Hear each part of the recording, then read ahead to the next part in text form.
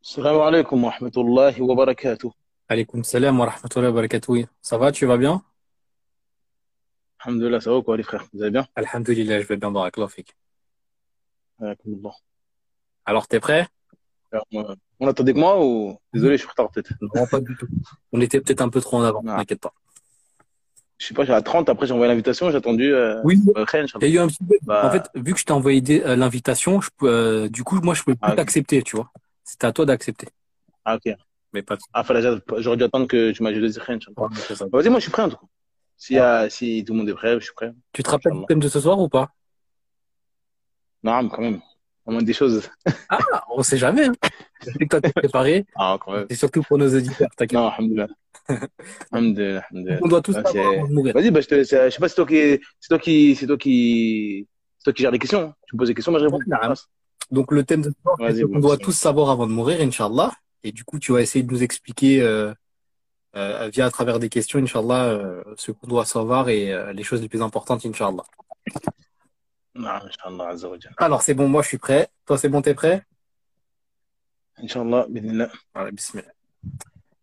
Alors, on entend souvent apprenez la religion, sans détailler ce qu'elle renferme. Est-ce que tu peux nous expliquer d'abord ce qu'est la science islamique? Non, Inch'Allah. Bismillah, walhamdulillah, wa salatu wa salamu ala rasulillah, wa ala alihi wa ashabihi wa man wala. Amma ba'd.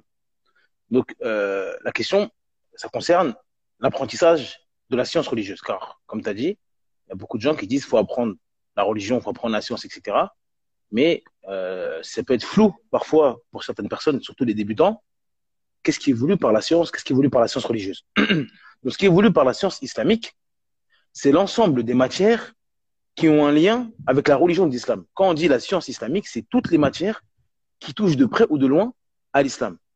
Donc, c'est les matières qui vont permettre aux croyants, aux musulmans, de connaître sa croyance, la croyance islamique, la jurisprudence islamique et le comportement islamique. Donc, c'est les trois choses-là. Nous, les trois choses qui nous importent dans notre vie, c'est d'avoir la croyance du musulman correcte, la jurisprudence, c'est-à-dire la prière, le jeûne, etc., faire les adorations pour adorer Allah Azzawajal correctement, et avoir le comportement musulman, islamique, c'est-à-dire le comportement le comportement vis-à-vis d'Allah Azzawajal, le comportement à avoir vis-à-vis du prophète sallallahu alayhi wa sallam, envers les musulmans, envers les non-musulmans, envers ses parents, envers ses enfants. Tout ça, c'est des comportements qu'il faut avoir envers le pieux, envers l'innovateur, etc., envers le pécheur. Tout ça, c'est des comportements que le musulman, il doit connaître et il doit savoir comment se comporter dans ces cas-là.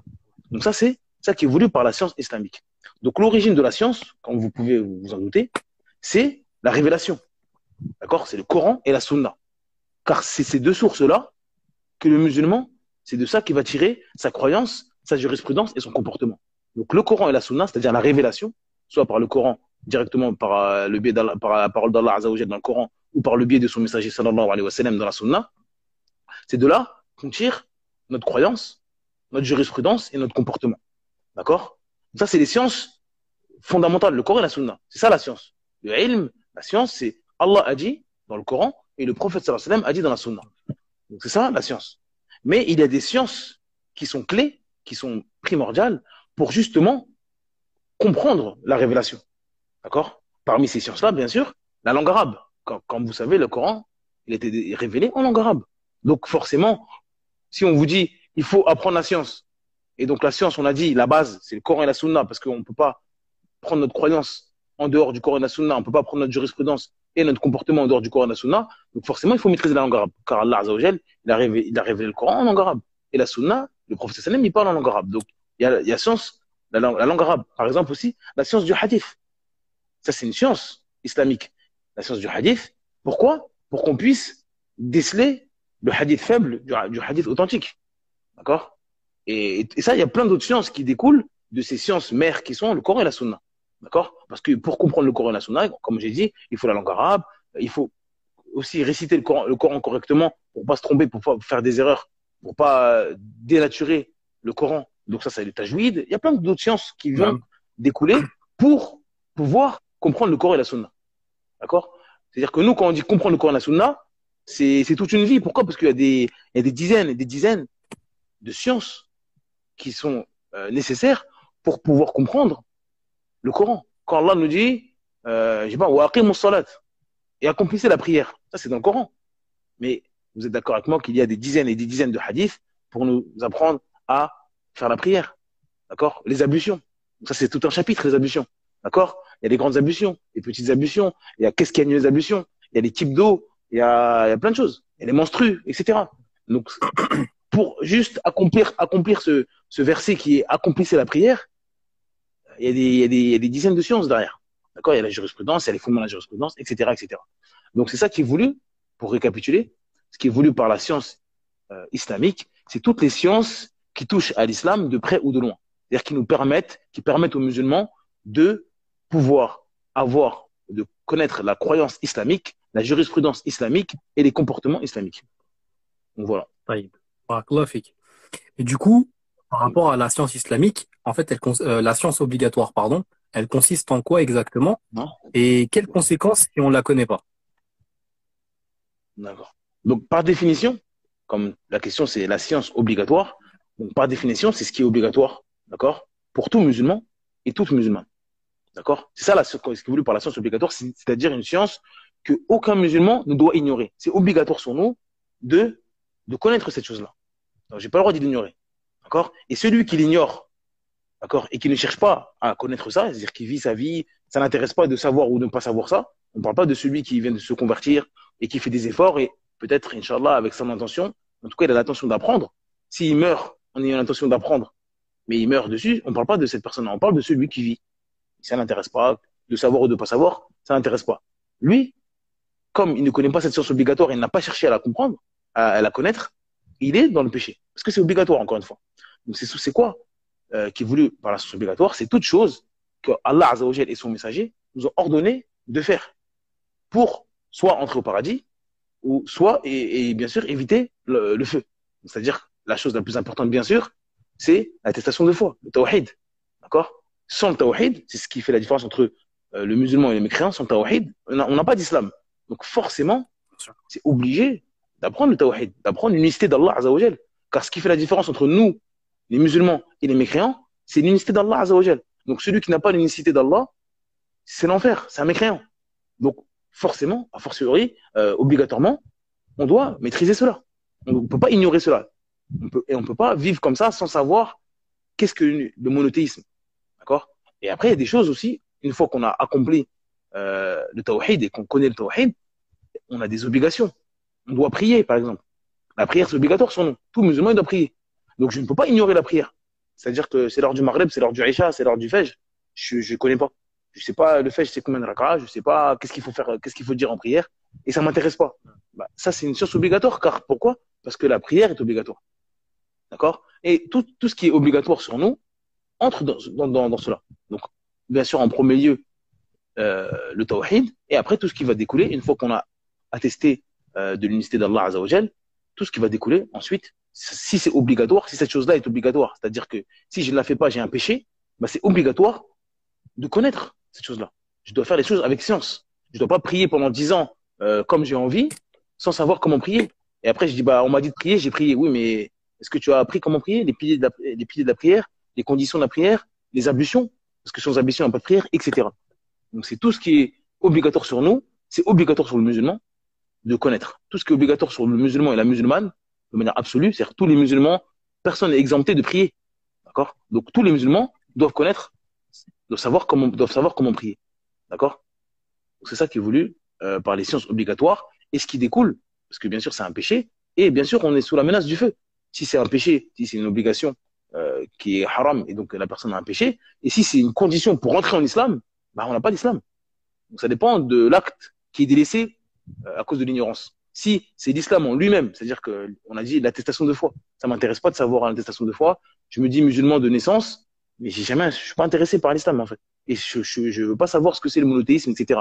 Donc lui, il ignore quelque chose qui fait entrer dans l'islam. Sans ça, on n'a pas l'islam. D'accord? C'est différent d'une obligation qui est obligatoire, certes, mais si je l'ignore, j'ai un péché, mais je suis quand même musulman. Donc tout dépend de l'acte qui est ignoré ou qui est délaissé.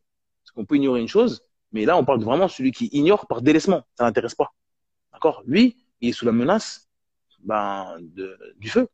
D'accord? Soit ce feu-là est éternel, parce que c'est de la mécréance, soit il est sous la menace du feu, euh, parce que c'est un musulman, alhamdoulilah, mais il peut entrer en enfer s'il fait des péchés, s'il fait des choses avec ignorance, sans vouloir apprendre sa religion.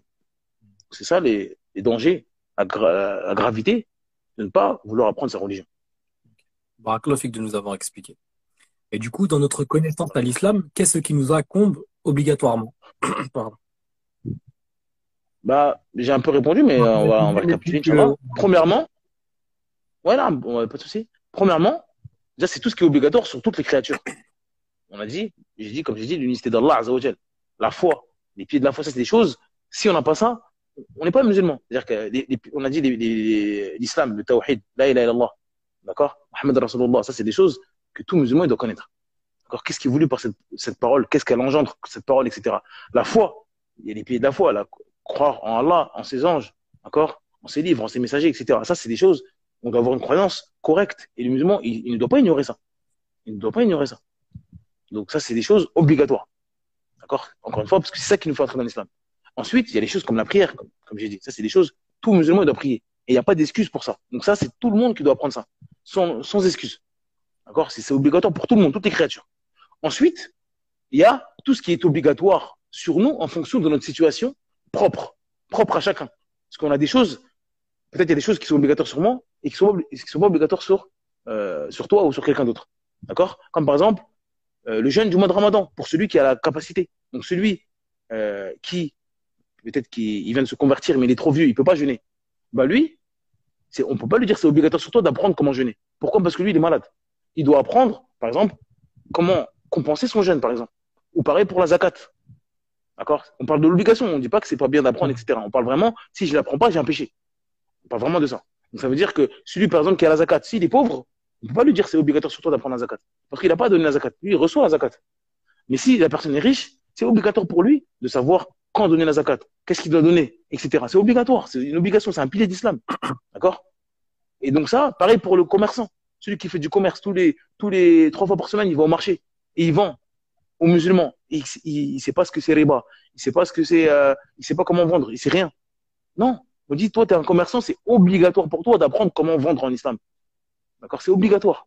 Alors que celui qui vend pas, il fait sa vie, c'est pas un commerçant. On ne lui dit pas c'est obligatoire sur toi. D'accord? La femme, par exemple, la femme, elle a ses menstrues. Une fois par mois, elle a ses menstrues. D'accord? On lui dit c'est obligatoire pour toi de savoir quand le sang des menstrues arrive, qu'est-ce que tu dois faire? Quand il part, qu'est-ce que tu dois faire? Alors qu'un homme, bah non, c'est bien pour moi parce que je vais avoir, peut-être j'aurai des filles, j'ai une femme, etc. C'est bien d'apprendre pour mon islam, pour faire da'wah, etc. Mais c'est pas obligatoire sur moi parce que moi, j'ai pas de menstrues. Mais la femme, elle a ses menstrues. Et donc la prière, c'est obligatoire. On a dit la prière, c'est obligatoire. Et donc, la femme doit savoir quand elle arrête de prier ou quand elle reprend la prière. Il y a des sœurs, elles pensent que c'est de la piété, elles voient encore des tâches. D'accord? Et elle dit, ouais, mais moi, j'ai envie de prier. Et elle prie alors que c'est haram. Je me dis, non, ma sœur, t'as pas le droit, en fait. T'es encore en état de menstru. Et inversement, pendant 4, 5, 6 jours. Elle dit, oui, mais je suis pas sûr, on sait jamais. Alors que tu dois prier. Et tu ne pries pas parce que je sais pas. Non. C'est obligatoire pour toi de connaître, de savoir qu'est-ce que c'est les menstrues en islam, la différence entre la menstrue et la métrorragie, etc. Tu dois connaître ça, c'est obligatoire. Ça t'arrive une fois par mois. C'est pas quelque chose qui t'arrive une fois dans l'année. Et encore, parce que même le ramadan, c'est obligatoire. Mais là, c'est vraiment, ça t'arrive constamment. Et donc, constamment, peut-être pendant 3, 4 jours, tu pries pas, alors que tu dois prier. Ou inversement, tu pries, peut-être pendant 3, 4 jours, alors que c'est haram pour toi de prier. Donc, ça, c'est obligatoire pour toi. Pour toi. On peut pas mettre ça à l'ensemble des musulmans, parce qu'il y a des hommes, d'accord, il y a des enfants, il y a des petites filles qui n'ont pas la menstrue, il y a des personnes qui sont ménopausées. Et donc, si la personne rentre dans l'islam à 60 ans, elle n'a pas ses menstrues, on ne peut pas lui dire que c'est obligatoire pour toi d'apprendre le chapitre des menstrues. Parce qu'elle n'a pas ça. D'accord? Donc, il y a des choses qui sont obligatoires pour tout musulman, et ça, c'est universel pour tout musulman. La prière, parce que tout le monde doit prier, etc. Le tawhid, la foi, etc. Mais il y a des choses, en fonction de votre situation, ça devient obligatoire pour vous dans votre situation, et peut-être pas pour un autre. D'accord? Donc, ça, c'est une adoration qui est obligatoire. D'accord? C'est obligatoire pour vous de vous purifier, de connaître les menstrues, etc. Parce que il y a des choses qui incombent. C'est-à-dire que vous arrêtez la prière et vous reprenez la prière. Donc, vous devez maîtriser ça. D'accord? Pareil pour le commerce, pareil pour le hajj. Le hajj, il arrive bientôt. Il y a des gens, ils ont dépensé, je sais pas, 7 000 euros, 8 000 euros, 9 000 euros. Tu ne peux pas arriver à la Mecque et tu ne sais même pas ce que c'est le Hajj. Et tu attends que la personne te dise, bon, jette les pierres à ce moment-là. Non, c'est un pilier de l'islam.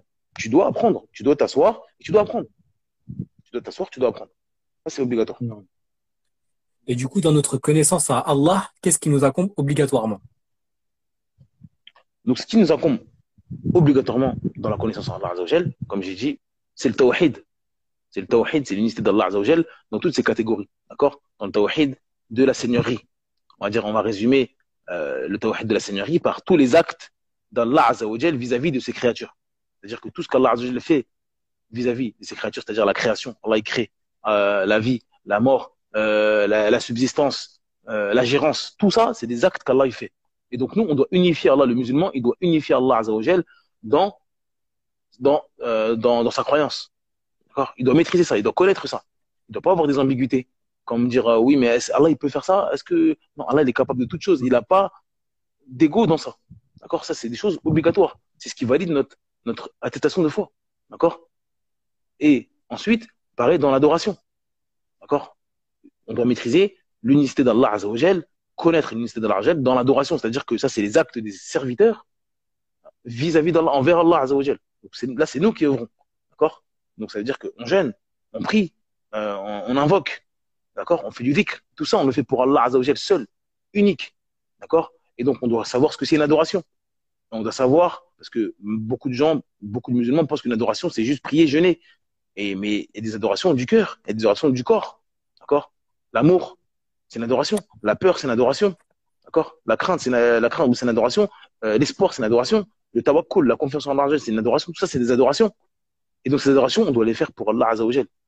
Et quand on œuvre, on doit les faire, on doit œuvrer pour Allah Azzawajal, pas pour une créature, pas pour que les gens nous disent, Masha'Allah, il est pieux ou elle est pieuse, etc. Et donc ça, on doit connaître.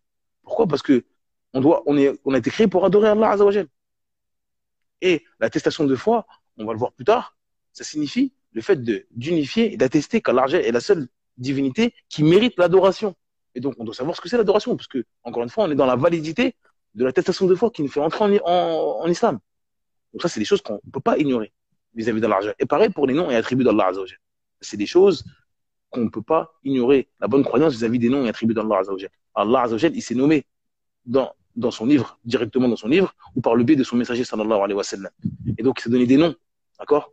Et donc, ces noms-là, on doit unifier Allah Azzawajal dans ça. Et dans ses attributs également. Donc, on doit dire que Allah Azzawajal, il a des noms et des attributs et il est unique. Et ses noms et ses attributs, pardon, sont parfaits. D'accord? Ils ont la perfection absolue. D'accord? Et même si un nom, dans son nom, c'est-à-dire dans l'appellation, c'est possible que ça ressemble à des créatures, mais c'est uniquement l'appellation qui ressemble aux créatures et pas la réalité de la chose. C'est-à-dire qu'Allah Azzawajal, c'est le vivant. D'accord? Allah Azzawajal, c'est le vivant. Et moi aussi, je suis vivant. Et si vous m'écoutez, vous aussi, vous êtes vivant. Mais la vie d'Allah Azzawajal est parfaite. D'accord? Elle n'a pas été précédée de néant. Et Allah Azzawajal, il ne va pas mourir. Alors que nous, les créatures, notre vie est imparfaite. D'accord? Allah, il ne ressemble pas à ces créatures. Allah, il est parfait. Et nous, on est imparfait. Donc, c'est ça la croyance qu'il faut avoir. Donc, c'est-à-dire qu'il faut avoir la bonne croyance vis-à-vis des noms et attributs d'Allah Azzawajal. Affirmer ce qu'Allah a affirmé. Et ne pas nier ce qu'Allah Azzawajal a affirmé. D'accord? Mais une fois qu'on a affirmé cela, on affirme également qu'Allah, il est unique dans cela. Et on ne le fait pas ressembler aux créatures. Ça va nous éviter deux égarements. D'accord? Le fait de nier les attributs d'Allah en disant non, Allah, il n'a pas ça, Allah, il n'a pas ça, Allah, il n'a pas ça, parce qu'on pense qu'on est plus savant qu'Allah, alors qu'Allah, il a affirmé des choses, mais nous, on renie ça pour Allah comme si on était plus connaisseurs que le prophète, etc. Et ça va aussi éviter l'anthropomorphisme en disant ah, Allah, il a dit qu'il a des mains, ah, Allah, il a dit qu'il se met en colère contre des gens, etc. Donc, moi aussi, je me mets en colère. Donc, la colère d'Allah et ma colère, c'est pareil. Ou l'amour d'Allah et l'amour. Non. Allah, il est parfait. Et nous, on est imparfait. Donc, on affirme qu'Allah aime. D'accord? Mais on dit que son amour, et son amour est parfait. D'accord? Et ça convient à sa grandeur. Alors que l'amour des créatures, c'est imparfait. D'accord? Et on fait ça avec tous les attributs et tous les noms d'Allah Azzawajal. On fait cela. On a cette même voie. On affirme ce qu'Allah a affirmé. Si Allah nous dit que c'est le vivant, on dit qu'Allah, c'est le vivant. Donc, c'est dire qu'il a la vie. Si Allah il nous dit qu'il a la miséricorde, on dit qu'Allah a la miséricorde. Donc ça, on affirme ce qu'Allah il a affirmé. D'accord? Et après avoir affirmé, on dit qu'il est unique dans cela. Et aucune créature ne ressemble à Allah Azzawajal dans cela. D'accord? Et pareil, si Allah renie quelque chose, infirme quelque chose, eh ben, on renie la chose. Allah nous dit qu'il n'a pas d'enfant, on dit qu'il n'a pas d'enfant. Allah nous dit qu'il ne dort pas, on dit qu'il ne dort pas. Allah nous dit qu'il n'a pas engendré, on dit qu'il n'engendre pas. D'accord? Qu'il n'a pas engendré. Donc ça, on nie ce qu'Allah a nié. Et ce qu'Allah n'a pas affirmé et ce qu'Allah n'a pas nié, on dit Allahu A'lam. D'accord? Parce qu'encore une fois, c'est du domaine de l'invisible. Si Allah ne nous dit pas qu'il est comme ça, on ne peut pas dire Allah est comme ça alors qu'il n'a pas affirmé lui-même. D'accord? Et si Allah ne nous dit pas je ne suis pas comme ça ou je ne fais pas ça, on ne peut pas dire non, Allah ne fait pas ça alors qu'Allah n'a pas nié. Encore une fois, la révélation, ça parle d'Allah, on parle d'Allah, on ne parle pas de n'importe qui. Et donc, on n'est pas, pour parler de quelque chose qu'on n'a pas vu, parce qu'on n'a pas vu Allah Azzawajal dans ce bas monde-là, eh ben, il faut qu'on nous informe sur cette chose-là. Et donc, c'est Allah qui nous informe. Donc, ce qu'il a affirmé, on l'affirme. Ce qu'il a renié, on le renie. Et si il n'y a rien à propos de cela, on n'affirme pas, mais on ne nie pas. On dit Allahu A'lam. C'est tout. Ça, c'est la voie du musulman concernant les noms et attributs d'Allah Azzawajal. Et donc, c'est ça qu'il faut connaître impérativement en détail. Parce qu'aujourd'hui, malheureusement, il y a beaucoup d'égarements sur les réseaux, il y a trop d'informations. Donc, le musulman, il doit connaître ça en détail, sur le bout des doigts. Parce qu'il y a beaucoup de gens du faux qui viennent dans la tête des musulmans et qui profitent de leur ignorance et de leur, malheureusement, de leur faible envie d'apprendre leur religion pour leur mettre des ambiguïtés. C'est ce que tu dis. Et du coup, dans notre connaissance, envers le prophète sallallahu alayhi wa sallam, qu'est-ce qui nous incombe obligatoirement? Donc, concernant la croyance vis-à-vis du prophète Mohammed sallallahu alayhi wa sallam, c'est concrétiser l'attestation de foi musulmane. D'accord? Et avoir une bonne croyance vis-à-vis du prophète Mohammed sallallahu alayhi wa sallam. Car, comme on a dit, le premier pilier d'islam, c'est attester qu'Allah Azzawajal est la divinité qui mérite l'adoration seule. D'accord? Il n'y a aucune divinité qui mérite l'adoration. Et aussi que Mohammed sallallahu alayhi wa sallam est le messager d'Allah Azzawajal. Donc ça fait partie, c'est la deuxième partie de l'attestation de foi. Donc c'est quoi? Valider l'attestation de foi, la deuxième partie. Mohammed Rasulullah, c'est quoi valider ça? Pour valider ça, il faut avoir une certaine croyance. Quand on prononce cette parole-là, l'attestation de foi, il faut avoir une croyance pour valider cela. Et c'est obligatoire d'avoir cette connaissance-là et d'approfondir cela. La première chose, c'est obéir aux ordres du prophète Mohammed sallallahu alayhi wa sallam. C'est-à-dire que pour valider cette parole-là, c'est-à-dire Mohammed Rasulullah, bien sûr, si on affirme que le messager d'Allah, Mohammed sallallahu alayhi wa sallam, est le messager d'Allah, forcément, si c'est un messager d'Allah, on doit lui obéir. D'accord? On ne peut pas dire, oui, moi je crois que Mohammed sallallahu alayhi wa sallam est un messager, mais je ne lui obéis pas. C'est-à-dire que la moindre des choses, au moins, c'est avoir la croyance qu'il faut lui obéir. On ne parle pas de celui qui est désobéissant, mais quand on lui dit, le prophète sallallahu alayhi wa sallam a dit dans un hadith authentique, où l'islam dit cela, est-ce que tu vois que c'est la vérité? Il dit oui, c'est obligatoire. Après, s'il ne le fait pas, et il dit oui, j'avoue, j'ai un péché, qu'Allah me pardonne, qu'Allah me guide, ça c'est un autre sujet. Mais il a la croyance, il a la ferme croyance qu'il faut obéir au prophète Mohammed sallallahu alayhi wa sallam. C'est sa croyance. Si on lui dit est-ce qu'il faut obéir au prophète sallallahu alayhi wa sallam, il dit oui, il faut obéir. D'accord? Il dit pas non, si on veut on fait, si on veut on fait pas, non. Ça c'est pas Mohammed Rasulullah. D'accord? Le prophète sallallahu alayhi wa sallam, c'est un messager d'Allah, il a été envoyé par Allah pour un but. Et donc, il nous ordonner des choses. Et donc, on doit obéir au prophète sallallahu alayhi wa sallam. Ensuite, s'éloigner de tout ce qui nous a interdit. Donc le prophète sallallahu alayhi wa sallam nous a ordonné des choses, on doit les faire, et il nous a interdit des choses. Et on doit attester, on doit avoir la croyance que si le prophète sallallahu alayhi wa sallam nous interdit une chose, c'est que c'est haram, et c'est que c'est un mal, et c'est qu'Allah, Allah Azza wa Jal, n'aime pas ça. C'est notre croyance. Si Allah Azza wa Jal, ou le messager sallallahu alayhi wa sallam nous interdisent quelque chose, c'est que c'est un mal, d'accord? Et ça amène en enfer. Et donc on doit s'en éloigner. D'accord? Ensuite, il faut croire en tout ce que le prophète sallallahu alayhi wa sallam nous a informé. Tout ce qui nous a informé le prophète sallallahu alayhi wa sallam. D'accord? On a la ferme croyance que c'est la vérité. D'accord? Donc ça, pourquoi? Parce que le prophète il ne parle pas sous l'effet de la passion. C'est une révélation inspirée d'Allah Azza wa Jalla. Et donc, si on a un hadith authentique où le prophète nous informe de quelque chose, que ce soit dans le domaine de l'invisible, dans le passé ou dans le futur, on a la ferme croyance que c'est la vérité. Même si tous les docteurs de la terre nous disent non. D'accord? Même si tous les docteurs de la terre nous disent non, si c'est un hadith authentique, Wallah, toute la planète nous dit c'est faux, nous on dit c'est vrai. D'accord? Et ça, c'est important. Et c'est parce que c'est notre prophète sallallahu alayhi wa sallam qui nous a informé de ça qu'on dit que c'est la vérité. D'accord? Et il y a beaucoup de musulmans aujourd'hui, ils ont besoin de l'appui d'un scientifique, docteur, je ne sais pas qui, pour être content. D'accord? Pour être content. Il y a un exemple tout bête, car ça m'est arrivé il n'y a pas longtemps.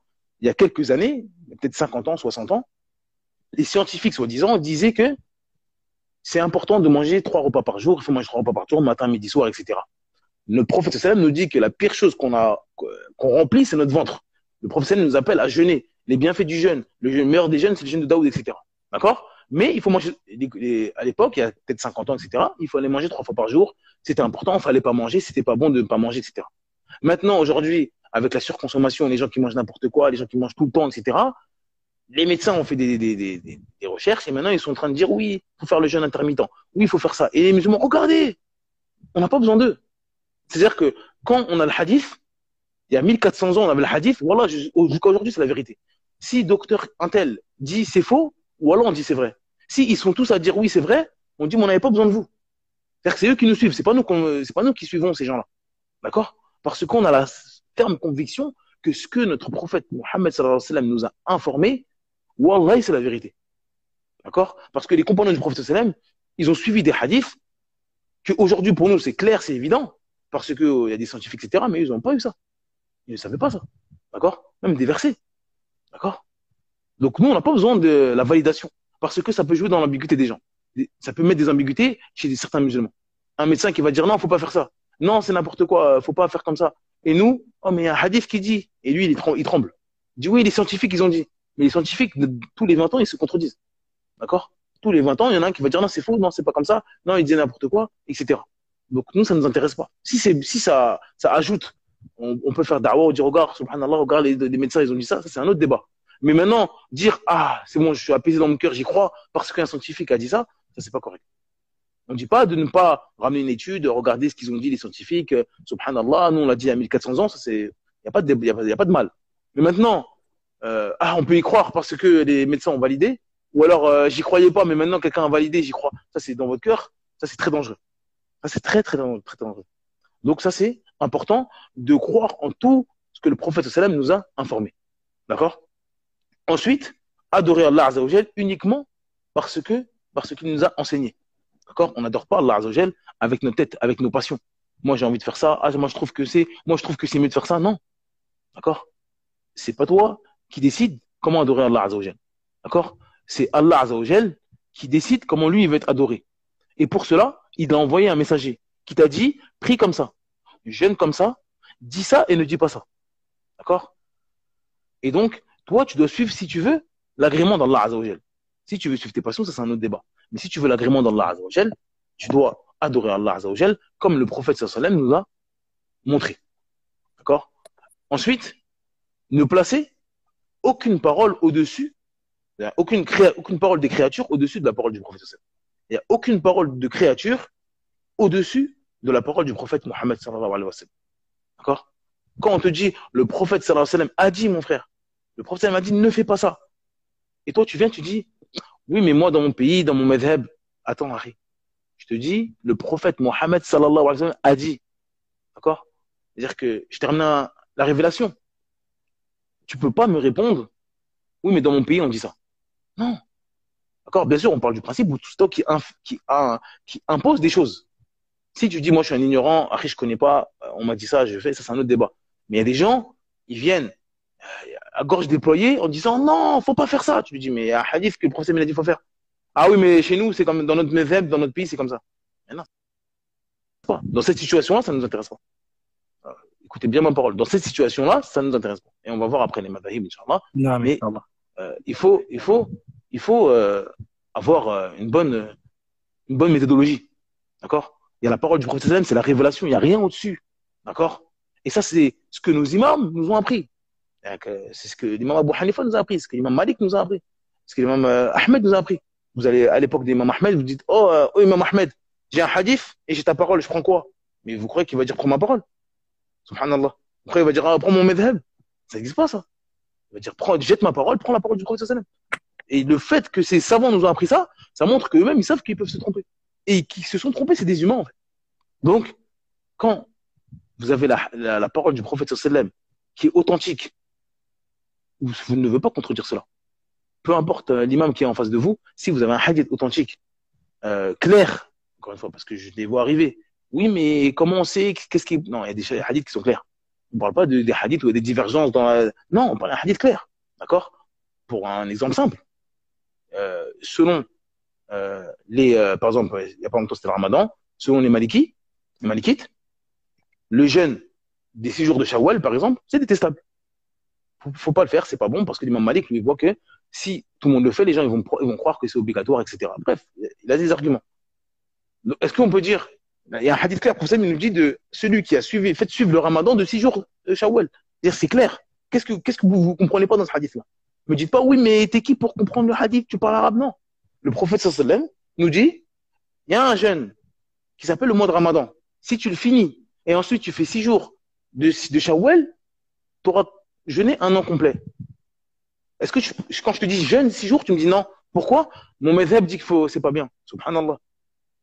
Me dites pas que là, on peut pas comprendre autre chose. Je ne vous parle pas des hadiths, oui, il y a des divergences, c'est compliqué. Ou bien sûr, quand c'est compliqué, il y a des grands imams, tu dis, bon, Allah, moi, je connais pas. Mais ça, c'est pas de manière absolue. D'accord? Parce que les gens, ils aiment bien mettre ça dans la tête des gens. Vous pouvez pas savoir. Vous êtes bête? Non, on n'est pas bête. Il y a des choses, on est ignorant. Certes, mais on n'est pas bête. Il y a un hadith qui est clair, on prend le hadith. Il y a des choses qui sont compliquées parce que peut-être on n'a pas la langue arabe, on n'a pas la science du hadith, etc. Donc, à notre niveau, c'est trop fort pour nous. Et donc là, on s'arrête. Mais dire de manière absolue, on ne saura jamais rien. Non, si je t'explique, tu comprends. Tu as un cerveau, tu comprends. Donc, venir avec des argumentations comme ça en disant, ah non, vous pouvez pas savoir. C'est des grands imams. Prenez un madhab, taisez-vous, suivez-le toute la vie. Non, c'est pas le musulman. Non, on doit le pousser à faire des efforts. Et Allah Azza wa Jalla nous pousse à faire des efforts dans l'apprentissage de la religion, dans la connaissance de la religion. Allah Azza wa Jalla, il fait l'éloge des gens de science, il fait l'éloge des gens qui cherchent la science. Moussa alayhi salam, c'était un prophète. On lui a dit, il y a quelqu'un de plus savant sur la terre que toi. Il est parti, il a voyagé, il est parti voir le Khidr. C'est la voie des prophètes. Toujours chercher la science en fait. Et donc nous, on est assis dans notre canapé, on dit, ah, moi je suis un madhab parce que je suis marocain, je suis maliki, je suis comorien, je suis shafi'i. Non, apprends ta religion, d'accord? Et si quand tu connais pas, dis bon, je connais pas, l'imam Shafi'i, c'est un grand savant national, Allahu alam. Et je fais des efforts toute ma vie pour un jour revenir dans cette question et dire ah maintenant je connais. Et en fait non, soit c'est oui mon madhab là c'était bien, mais là non, dans cette question là, j'ai vu un hadith, finalement c'était pas correct. C'est pas je reste là toute ma vie, je suis content. Comment un musulman il peut être content d'être ignorant et il est fier même. Je suis un muqallid. Je suis un muqallid. C'est pas une fierté d'être muqallid en fait. Il n'y a aucune fierté. On te dit, tu es ignorant, tu ne peux pas adorer Allah correctement, donc pour l'instant fais ça. Et toi tu es content. Il n'y a aucune fierté là-dedans. Donc ça c'est important. Et c'est ça, je sais pas pourquoi je suis parti dans ça, mais en tout cas c'est la croyance qu'il faut avoir vis-à-vis du prophète Mohammed sallallahu alayhi wa sallam. Désolé, je suis parti, je sais pas pourquoi. Ah c'était le fait de placer une parole au-dessus de celle du prophète Mohammed sallallahu alayhi wa sallam. Donc oui, c'est ça. Donc ça, on place aucune parole au-dessus de celle du prophète Mohammed sallallahu alayhi wa sallam. Donc ça, c'était les choses qu'il faut obligatoirement avoir concrétisées dans notre vie en tant que musulman vis-à-vis du prophète Mohammed sallallahu alayhi wa sallam. Après, bien sûr, là, on parle des obligations, encore une fois. On parle pas des choses. Plus on va connaître le prophète sallallahu alayhi wa sallam, plus on va l'aimer. Et plus on va l'aimer, plus on va vouloir suivre sa sunna. Donc bien sûr, c'est primordial de suivre la sira d'étudier la sira du prophète sallallahu alayhi wa sallam. Sa vie, son enfance, comment il a grandi, dans quelle ambiance et avec les Arabes, avec les mouchriquines, il a grandi, quand il a eu la révélation, comment ça s'est passé à la Mecque, comment ça s'est passé, ça c'est bien sûr, c'est magnifique. Mais on peut pas dire, j'ai un péché si j'ignore ça. Si vous avez concrétisé, dès que vous avez un hadith, vous appliquez ce hadith-là, vous dites le prophète sallam, il y a aucune, c'est-à-dire que vous appliquez tout ce qu'on a dit, mais vous savez pas quand le prophète sallam est né, etc. On dit pas vous êtes dans le péché. D'accord? On dit il faut faire plus d'efforts. Mais là, encore une fois, on est en train de parler de ce qui incombe à tout musulman. C'est-à-dire que s'il n'a pas ça, on le blâme pour ça. D'accord? Donc ça, il faut bien faire la différence. Naam, c'est ça, exactement. Naam. Alors, du coup, alors là, c'est une question qui va être un peu différente, mais ça reste dans la continuité. Alors, pour réussir à Naam. répondre aux questions posées dans notre tombe, doit-on apprendre par cœur les 3 fondements?